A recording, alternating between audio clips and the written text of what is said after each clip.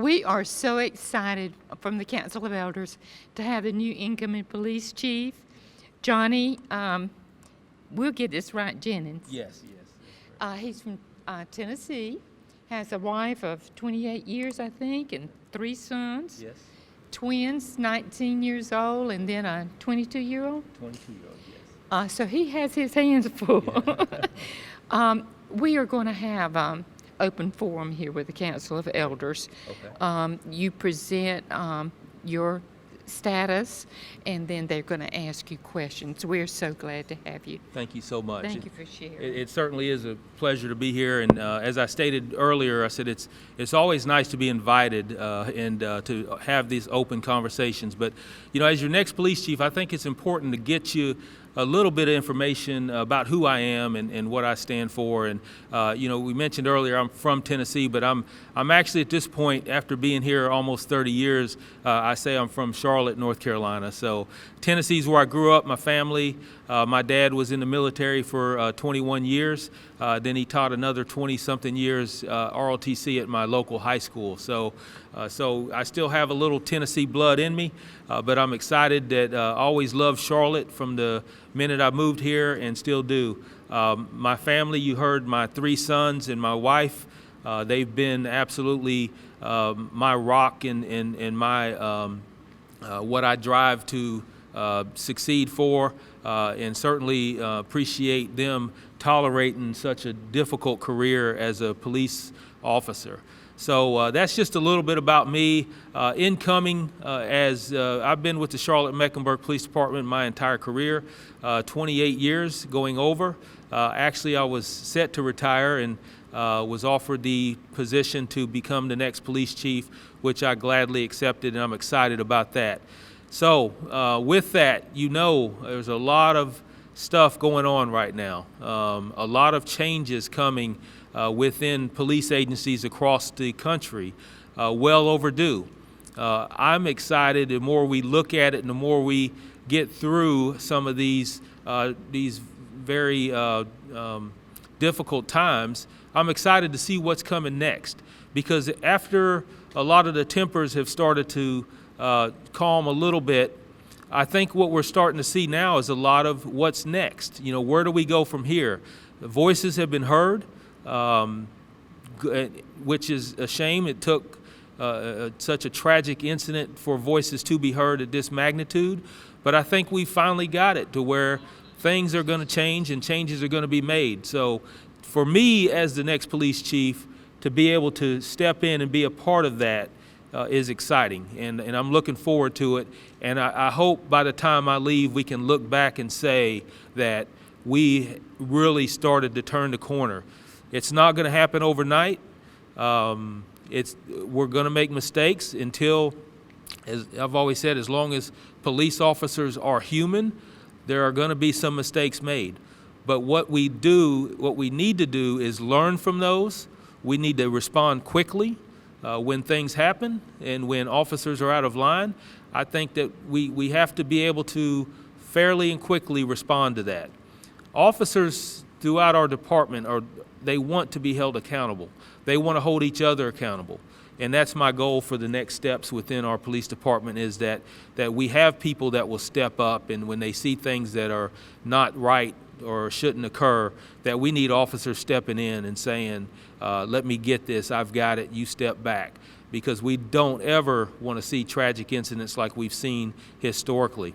And I hope that I can instill something within our police department that we can move towards being a lot better and serving our community the way that we need to serve our community. So I'm excited about that. I think that's pretty much it for me to open up, and I wanted to be able to address some questions, and if anyone had any questions of me about what directions and what we're looking at within our agency, I'll be glad to answer those and keep the conversations going. So, and I'll repeat the questions as I hear it. I'll keep the microphone and just repeat them. So, yes. Yes, ma'am. My first one. So, what do you think about what's going on as far as the riots because of the George Floyd? Yeah, Floyd. You know what I mean? Yeah, George Floyd, yes. Thank you. Yeah. Got a little tongue twister. Yeah. So what do you think about what your officers or what our department can do? Because there's a lot that has happened with some of the other departments. Yes. So what do you feel about that? And you're April, yeah, okay, yeah, I know, yes. So April was asking, what do we feel, the response that we've had with the riots and the uprising in Charlotte and across the country, and you said what our officers can do better, or what we feel like we can do to. What can you do for, like, some of the other stuff that we know our department not gonna allow us to do? Oh, yes, What yeah. I'm saying, like, if it came to that without using, because they have. Yes, yes. So what do you think about making sure that you do different so those things? Yeah. So I'll start out with the entire incidents that we're seeing throughout Charlotte and across the country. I think it's the protests, the demonstrations that are held peacefully. I applaud those. I welcome those. We've had as many as 8,000 to 10,000 people that have peacefully protested and walked the streets. No incidents whatsoever. What is concerning is the damage to property, the assaults on officers. I think it's a shame that we feel like we have to get to that to have our voices heard. So we certainly understand it. I don't have to like it, but I certainly understand what people are trying to get through. And our job as a police department is to keep the peace and to make sure nobody gets hurt, and that's protesters and our officers. So we have to be able to have some sort of response to be able to deal with violence and the criminal activity that's going on during these riots. And it's not pretty. I mean, we've seen incidents where we're putting tear gas and we're pepper balls that we're using to help control the crowds. And aesthetically, when you see that, it's disturbing. It is, and we don't ever want to get to that point. However, we also don't want to get to a point to where our community is burning down, because Charlotte is such a wonderful city, and we have wonderful people within the city. And I will tell you, we have great police officers who care a great deal about the police department and about our city. However, we're in a state right now to where we feel like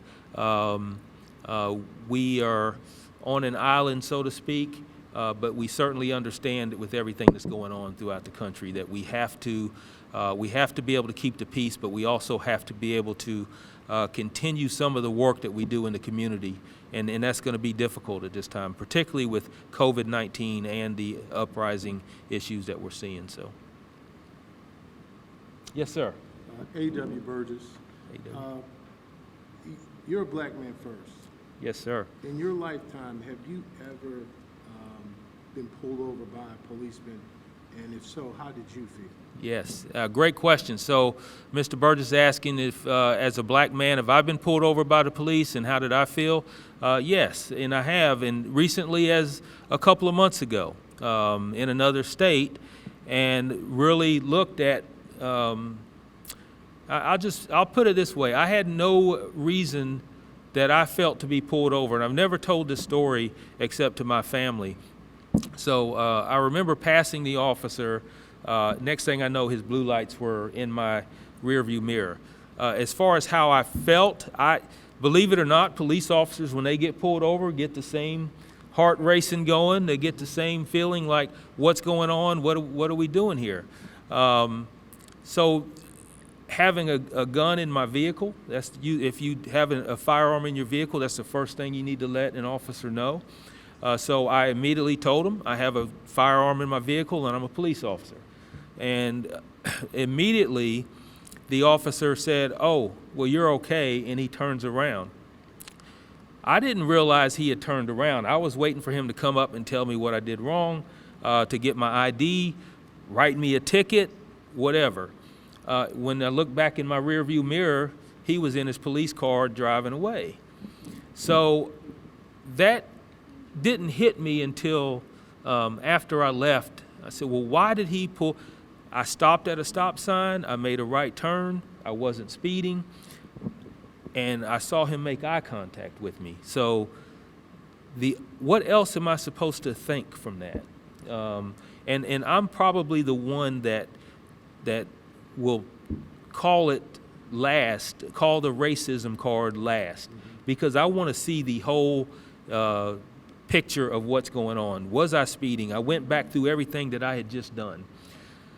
So the only thing I can come to a conclusion, I was in my wife's vehicle, which is a luxury vehicle, and I thought that maybe he saw me in that vehicle and thought that he would pull me over and see what's going on and why I'm driving the vehicle. So that's all I can say, but I try to give the benefit of the doubt. But yes, I do. It does hurt when you think of it in that fashion, that what if he did, and what if he did that to me, is he doing that to other people?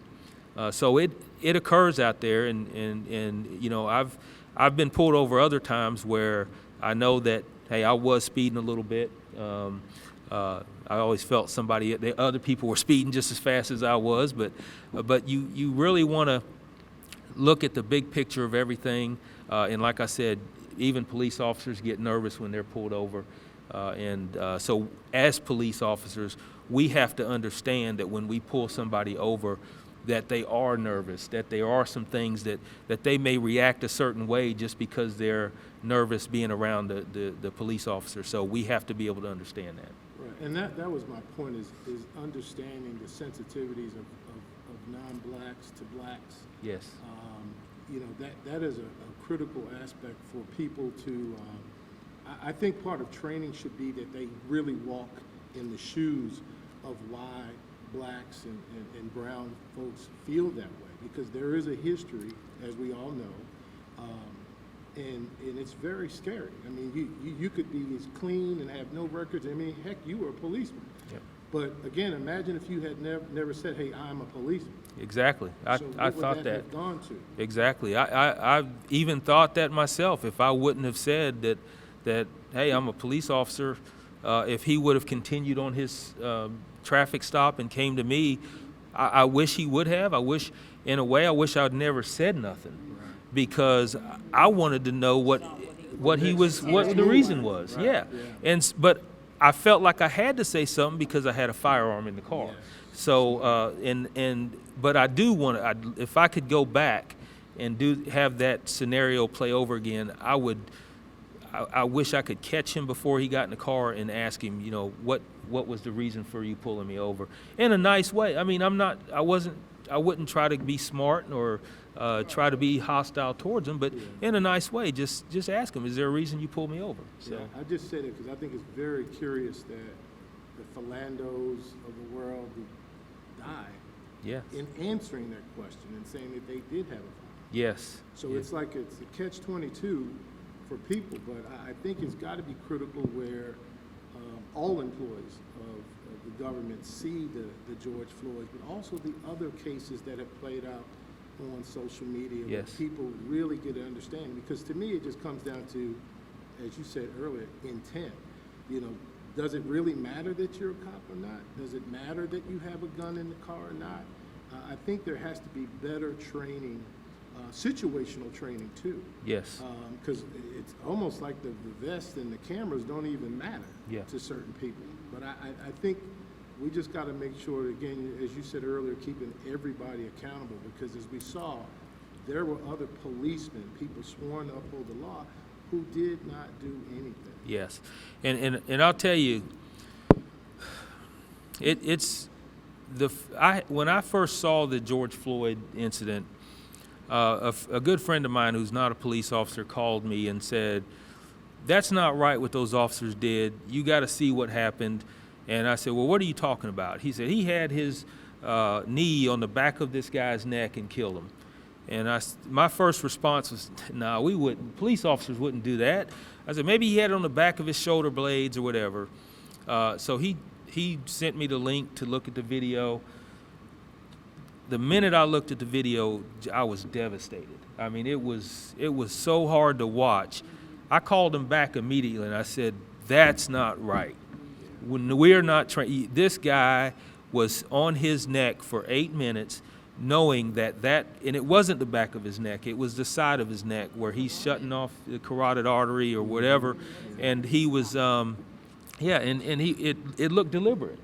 So what I say, the reason I say that is we try to make strides in the community every day to build the relationships with the community. An incident like that wipes it clean. And now we're at the point where we feel like we have to start over. We do a lot of good things with youth in our community, diversion programs, summer programs that we do. And a lot of those good things that happen, when you see something like that, it just scars and I haven't talked to a single police chief or police peer of mine throughout the country that has that can say anything to justify what we saw with this George Floyd incident. And if you put him in a room with 5 police officers, he wouldn't come out very well, because I think that's the anger that we hold, just like the community has as well. The police agencies across the country feel that same anger, and we just take 10 steps backwards when something like this happens. So, yes, sir. You got a question concerning the same thing? Yes. As far as training? Yes. You understand the guy in question had 19 years on the force. And Yes. the other 3 officers, I believe it was 3, correct?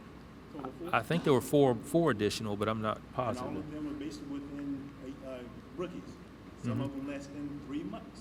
Yes. With him being the senior officer in training, do you think that might be this training itself is systematic? Okay, so the question is, if for those who didn't hear, is the officer, I believe it's Chauvin, that was the one that had the knee on the back of Mr. Floyd's, on the side of Mr. Floyd's neck.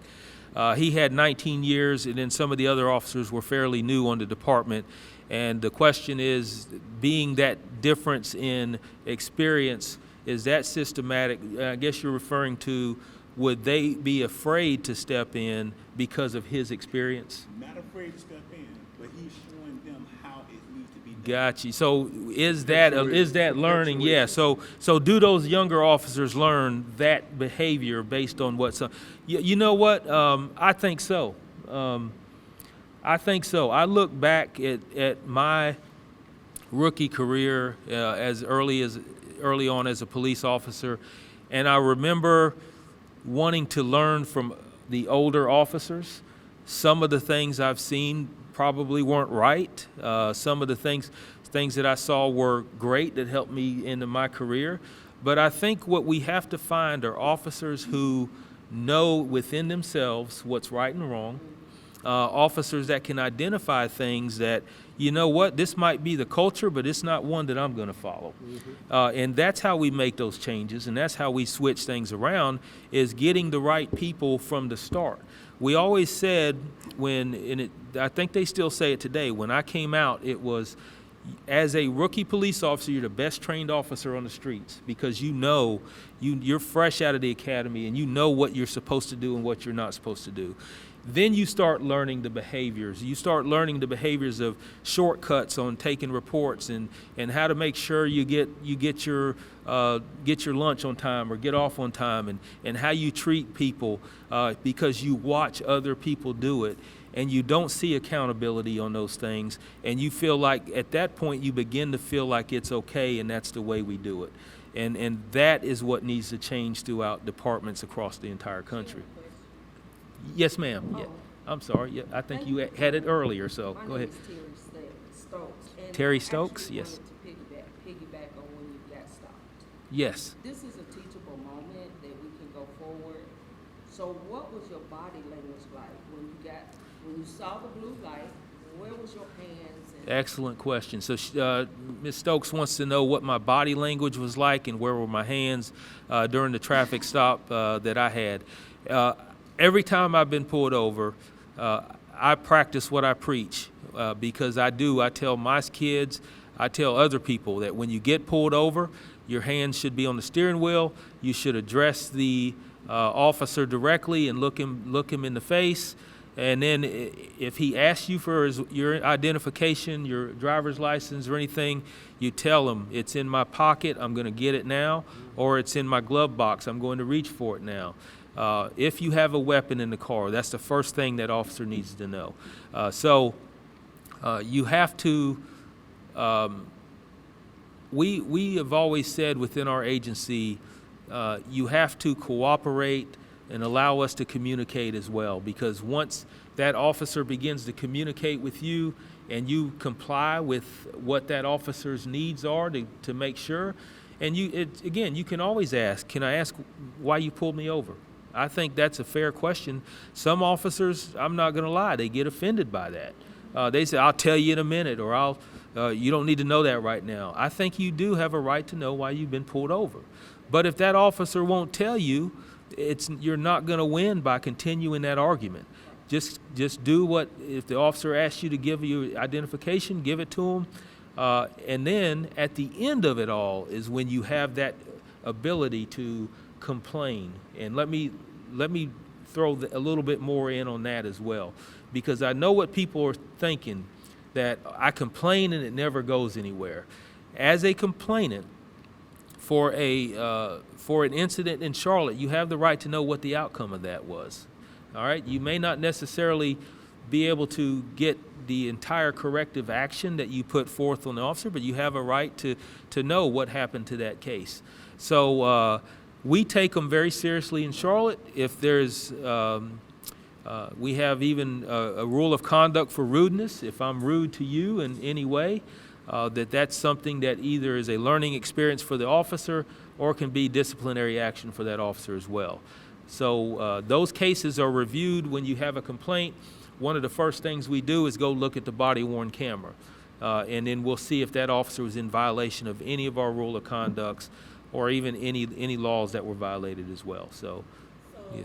Are you okay with, like, let's say I'm in my car, and sometimes, you get caught up in your music or whatever you're doing in your car, and then the officer pulls me over, and you ask, why you pulled me over, and then he decides that he wants to snatch me up out that car, or she Wow, yes. snatch me up out that car, and that comes back to you. Yes. As chief of police. Yes. How do you feel when your officers just act out because they Yes. feel like they can? Because I'm quiet. Yeah, yeah. So how would you handle that, or will you just feel like it was unnecessary? Now I'm just doing everything. Yes. And he decided he was gonna snatch me up out my car. Yes. And did you pay for your ticket? And then did he give you one? Yeah. So the question is, if you are pulled over and you're caught up, you said you had the music on or something, and then you question the officer and he snatches you up out of the car for basically no reason. So if that comes to us as a complaint, you better believe if it's put in that if it's as it says it is, that officer will face disciplinary action, because if it's a use of force situation, that is excessive. It's excessive use of force. We would have a hearing for that officer. It's an independent hearing, internal. So you have officers. We want to get chain of command that's not in that officer's chain of command. So you know what I'm saying. So a lot of times, you have somebody that works for you. He's a good cop, I'm gonna cut him a break. We don't do that in Charlotte.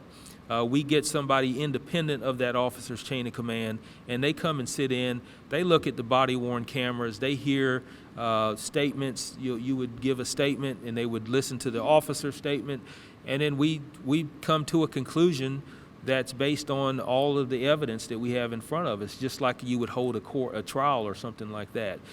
So what you're describing would not fare well for an officer. Now, I will say this, that our body-worn cameras, we resisted them initially when they came out years ago. Officers felt, I don't want to have a camera on me all the time, and that no other jobs have you do that, but no other jobs are like ours either.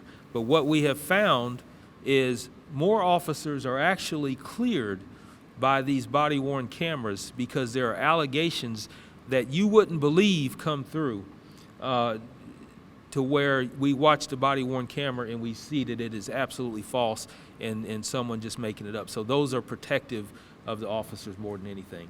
Let's get, I don't think you've asked a question. You had your hand up earlier. Hello. Daphne Smith. Hi, Daphne. Smith School of Science Yes. I've been a science educator for over 20 years, and I have a couple of questions.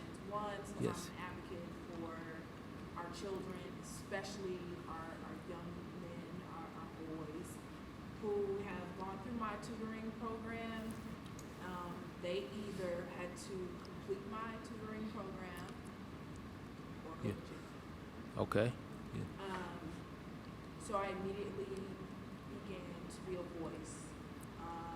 I immediately began to spend time with them every Saturday. They had to complete 20 Saturdays, 100 hours. Yes. And during that time, having these heartfelt conversations about decision-making, about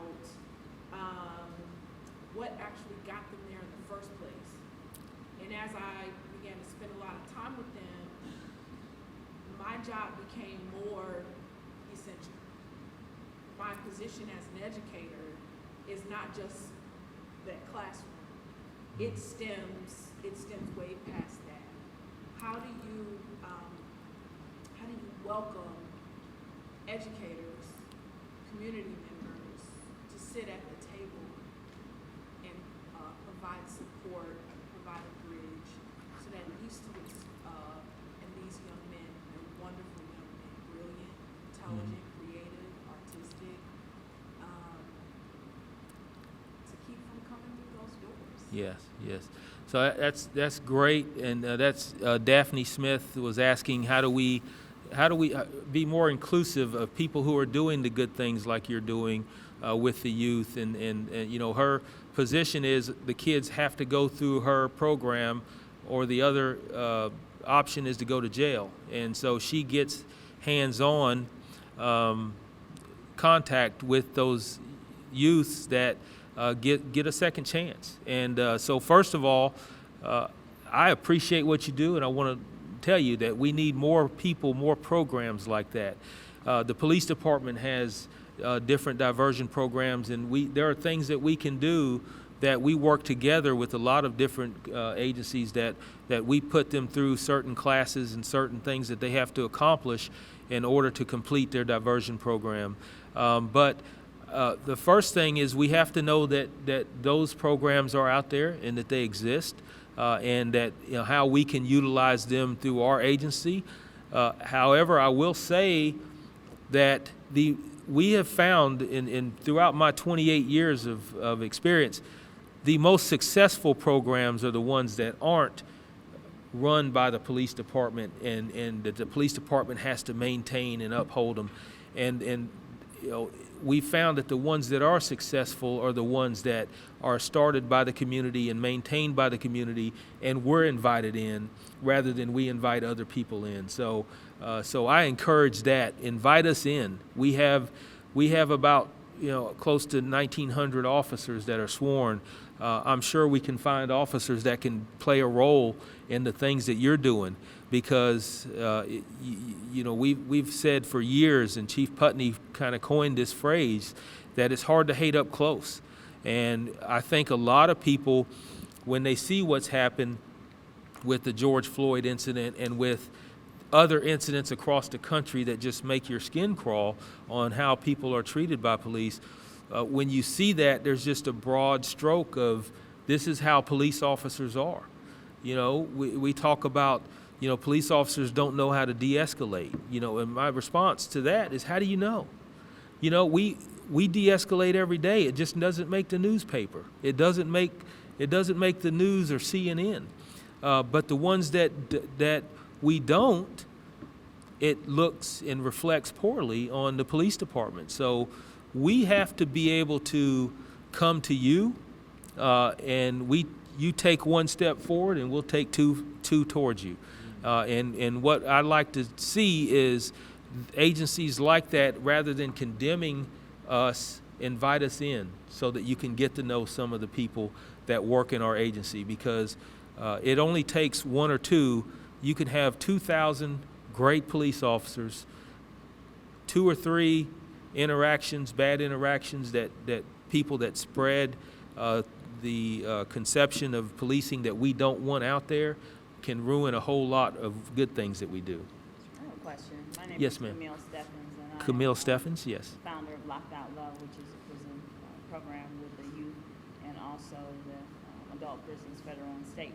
But my Yes. question to you is with the George Floyd, I understand it came out that the officer involved along with George were working together in some kind of security capacity. I heard that, yes. Is that a conflict of interest for a police officer to actually apprehend somebody that he's been working with in that manner like that? Yes. Should not the other officers, if there was something going on, somebody else should have taken Yes. that So- situation over? So, yeah, the question is, because Mr. Floyd and the officer had some sort of relationship or alleged they worked in the same club or something, where if Mr. Floyd was security and the officer might have worked off duty or something to that. I'm not sure the entire relationship, but there was something to where it's alleged that they knew each other. And the question was, should the officer is that a conflict of interest? Should he not have engaged in the arrest of Mr. Floyd because he knew him? And I'll say not necessarily, no. I mean, well, I'll just say there is no conflict of interest when it comes to enforcing the law. However, what should have happened is the other officers that saw this and saw that the response that the officer, I believe is Chauvin, forgive me if I'm wrong, but if you see that as an officer, you should step in and say, I got this, go, because obviously there was something going on there. Rather than trying to, there was no struggle to resisting at that point of what we saw. So other officers should have said, step back, go sit in your car, I got it. But as far as what he did is to make the arrest and respond to the call, there's no conflict of interest in doing that. However, there are times when I have bad relationships with someone in the streets and we know we have to initiate an arrest or engage with that individual, then I have stepped back and let other officers handle it. Said, hey, we don't get along too well. Every time I'm with him, he's fighting me. Why don't you guys take this one? Or if you're talking to someone and you realize that you're agitating that individual, then somebody else should step in and engage in that conversation at that point. Okay, so next I have a couple of questions from the community because we are live streaming as well. Oh, great, yes. And the first one says, I noticed that you gave instructions as to how we should respond when being stopped by the police. However, my white friend doesn't get those same instructions. Do you envision a time when Charlotte doesn't have the same scenario? That's a great question, because we do, and every time you hear people say, hey, I talk to my kids about what to do when they get pulled over by the police officers. Yeah, and you just brought this to light that I look back and I can't ever remember a white parent telling me that they feel like they have to tell their kids, this is what you do when you get pulled over by police officers. So the instructions that I give on what to do are for everyone. It's not black, white, whatever. It's for everyone to ensure their safety and the officer's safety. But historically, we've seen that it's needed more in the black community. So I think you asked, do I ever see a time when when Charlotte won't have to go through that? In a perfect world, yes. In my lifetime, I can't imagine, because I said this change is not going to happen overnight, and it's going to be around, these problems are going to be around long after we're gone, but we need to continue to head in the right direction where we don't have to see systemic racism throughout law enforcement. Okay. Next question has to do with accountability. How do you propose to deal with police accountability in reference to police when the police union and community don't agree or see a double standard when it comes to changing law enforcement? And that's by our peacekeepers, Norman Muhammad. Okay, so that's another great question. And accountability within the police, I think what we have to prove as an agency is that there are things that we're not going to tolerate. There are things that we will certainly hold our officers accountable. When an officer breaks the law, we need to take enforcement action just like we would your average citizen. So the only way we can do that. We have to prove it by our actions. I think you've seen in Charlotte, unfortunately, we've arrested our own. And I think when we step out of line, I think the community needs to see what we do as far as, are we arresting the officer, are we disciplining that officer? Now we have a discipline philosophy that we do follow, so we're not always going to agree what the disciplinary action holds for the officers, but we just to know that we are taking action and doing something. So the other thing that we look at often is we are bound by certain things that was it lawful? We usually ask that question within particularly with a police-involved shooting. Was it lawful? And then we say, well, was it within our policy and guidelines? So there are usually two separate investigations, or there's always two separate investigations that are going on. There's the criminal investigation, and then there's the internal investigation that deals with our policies. And if we find that there were outside of our policies, there is corrective action or disciplinary action that we take. And if we find that it was illegal in what they did, then we will take an action in that sense as well, whether it's an arrest or an appearance in court or something that requires further action. So, Last question that came in, thank you. yes. In incidents like the George Floyd, as a citizen, what can we do when we see something like this happen? Do we just stand by and watch them die as a citizen? Yeah, great question. So you see something, if you're a citizen and you see something like we saw with the George Floyd incident, I would not. I think what the citizens did during that time, I commend them. I think that's exactly what you do. Is you talk to the officers. You heard citizen after citizen. You're choking him. Will you please get off of his neck? If you go and try to encounter that, then you might be the next one on the ground. So I can't encourage physical interaction, but everybody has them. We have cell phones. They're on the table now. People are watching on their cell phones. You pick up that phone and you record it, and you get all the angles that you can. And that's why we see different angles of surveillance videos and camera and phone videos, and we get that, and that helps the police make that decision as far as whether it was lawful or within policy or not. I wondered that, every time I watch that incident, I wonder what I would do as a citizen out there. And you want to think that you would rush in and push the officer off of him and say, you're killing him, get off of him. But then what will that resolve the issue that's going on? I think that would escalate things. It's unfortunate that it resulted in what it did.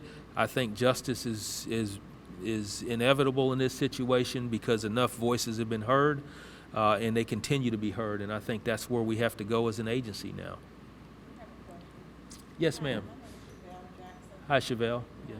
Hi. I was just wondering, what kind of reform is the CMPD doing since all of the unrest and protests in the city? And do you all plan to get rid of the police immunity? Police immunity? Where it's very Community. protected? Where they're what, protected? Well, I think police immunity is actually there is a law that gives police immunity over certain things, and a lot of that, if I'm hearing you correctly, I think a lot of that deals with lawsuits and civil liability things that if you're acting under the umbrella of law enforcement, that protects you as an officer. So, but. You mentioned one of the questions was, what are we doing as far as reform-wise from some of the things that we've seen? And I'll go back for years. Charlotte has always looked at ways to get better. We have a stack of policy and directives that we follow, and sometimes we jokingly say that each of those has an incident behind it.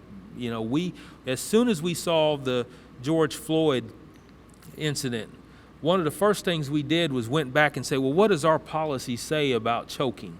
And I believe our choking policy is several years.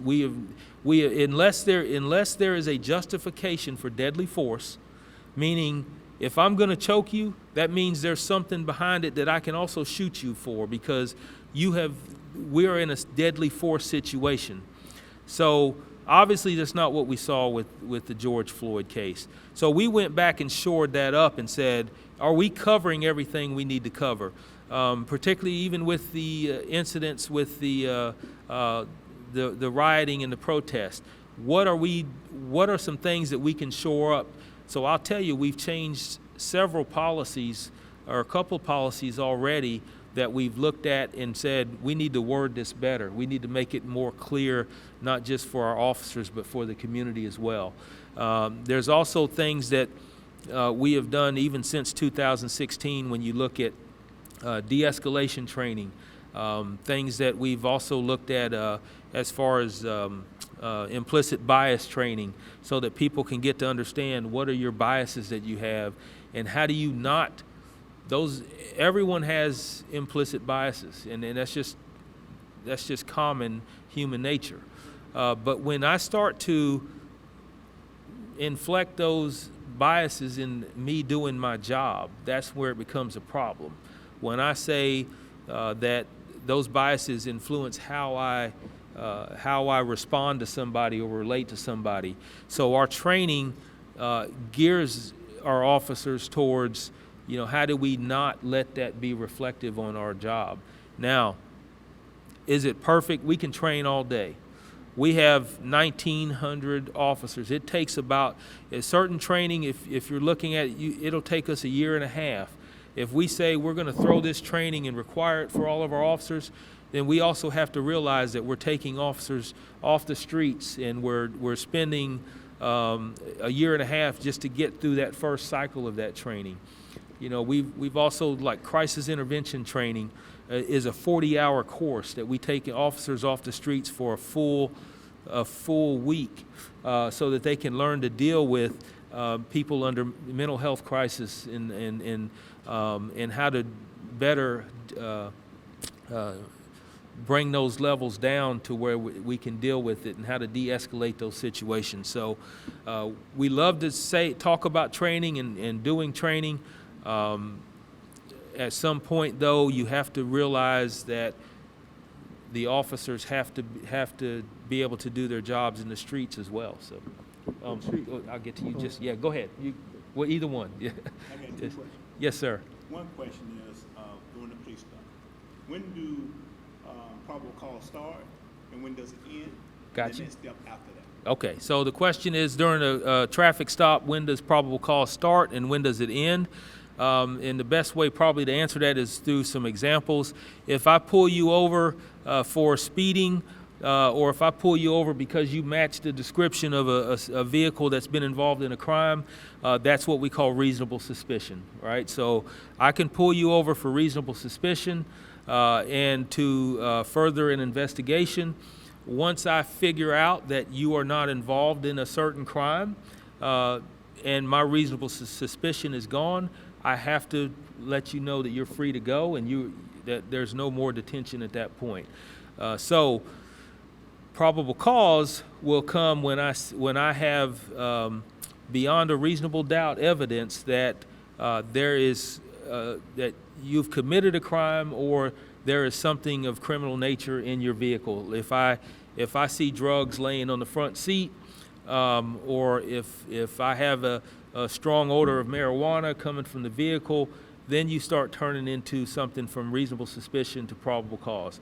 If I see, if there's a description of someone just robbed a bank and they were wearing a red jacket with a Chicago Bulls emblem on it, that takes it to another level. If I see that the description that was given out starts to match even more than just the car itself, then that just takes it to a whole nother level. So, yes. Understand. Second question, with all the advanced training that you have now, as far as when an incident across the world, another city happens, and you reevaluate it, how far do you believe CMPD is ahead of the game? or do you believe? Oh, yeah.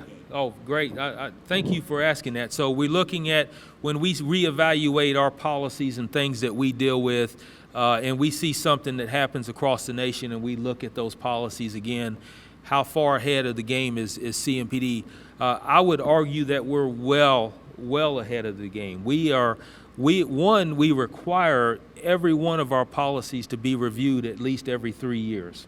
So we have a professional standards division. That's all they do is review policy, create policy. If as the police chief I say I want a policy, I want to look at everything that deals with chokeholds within our agency and make sure that we're clear that we do not allow for chokeholds in non-deadly force situations. Then my professional standards is able to pull all of that stuff up and show me these are the policies that address it. This is what they say. And then if we do any changes to that, then they make sure those changes are made. And then we not only make those changes, we require each of our officers to read those changes and acknowledge that they understand them through our online training system. So we do that. Yes. Last one. Okay. Yeah. There are cry for defunding. Yes. Police officers. I understand defunding means taking one set of money from one purpose to another to community. Yes. Or is the CMPD doing that now? Yeah, defunding, I'll answer that quickly, no. And whether you agree or disagree with defunding, you have to know what it is. Now, we have a lot of our funds that do go to youth diversion, things like that. If you take the funding away, all I want to do is make sure that service is still being provided to our community. So, last question? That's Yes. the last question. Oh, that was the last question. Okay. I just want him to know the difference between fear and respect. Yes. Well, thank you. I appreciate that. The difference between fear and respect. And listen, I certainly appreciate the dialogue and the conversation. I always said it's always good to be invited and not run off. So I appreciate you all doing this and open these conversations and hope to have many more in the future. So Thank you for wrapping this up. And did you pay for it? I did not get a ticket because he left too early. So yeah. Chief Johnny Jenkins, thank you for being here. Here you go. We're going to wrap up. We're out of time.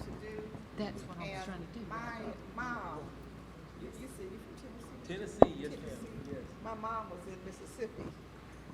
From Mississippi, so I'm a product of Mississippi parents.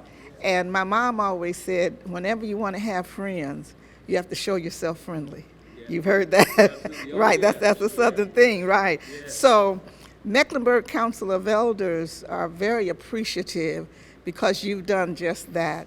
We invited you, we asked you to come, you came. So that's an evident. We want to show that we're friendly because of the work we do. I don't know if you know, we do criminal record expungements, we do certificates of relief, and of course we do the Know Your Rights program to help develop that relationship between the public and the police so they'll understand, like when I grew up, we used to have officer friendly. Yes. And now everybody runs from the police. So we want to change that dynamics in Charlotte, at least, if we can. And so we appreciate you being here to show our appreciation. We wanted you to know your rights. All right. But we also wanted to, I asked first, and I got permission, we want to give you a T-shirt. Okay. Yeah. And the T-shirt says, turned around. We can't breathe, Mecklenburg Council of Elders. And we wanted to offer, but what we learned when we were working with the fire chief is that his wife never gets noticed. But yet we know that in order for you to pull those shirts out of that drawer that you need to wear, somebody has to wash them and put them in the drawer. So we want to give you 2 T-shirts, one for her as well. Thank you so much. Thank you. Thank you very much. And I'm sure that you all have a lot of other questions, but I have learned that all you have to do is ask because he hasn't said it, but his door is open because without your questions, because you're in the community, he's not in everybody's household and everybody's community. So it's important that we ask those questions and continue to even the hard questions. Ask them and work with the police in whatever way we can so that we can experience. You weren't here, but you'll see the tape of seeing Daphne's flight, fright, or freeze. Yes, fight, flight, or Freeze. And one are you? and it was excellent, but all of the today has been wonderful, so thank you so very much. Thank you for accompanying, okay, and this ends it, right?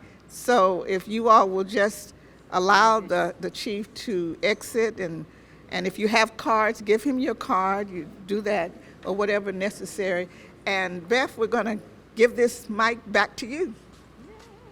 Well, thank you for helping wrap up. So we're going to do this information about the Charlotte Area Fund, the eviction resolution mediation, and the memorandum on gun violence. Those dates are going to be announced. Who's going to do that? Okay. You don't have them with us? Okay. They can stay tuned to our station Stay tuned to Mecklenburg Council of Elders and website. and the website. Thank you all for being here. Chief, thank you for being here. You'll be in our prayers. Thank you. If we can help in any way, please let us know. If you want to be on my TV show on the 22nd. You just let me know, yes. Wellness, Wholeness, Holiness. I want to thank you for starting the wellness department Oh, thank you. for the Mecklenburg, police Charlotte department, CMPD. Yes, Years ago, I think that is so important. thank you. Anything else? Thank you for It's a your time. wrap? It's a wrap.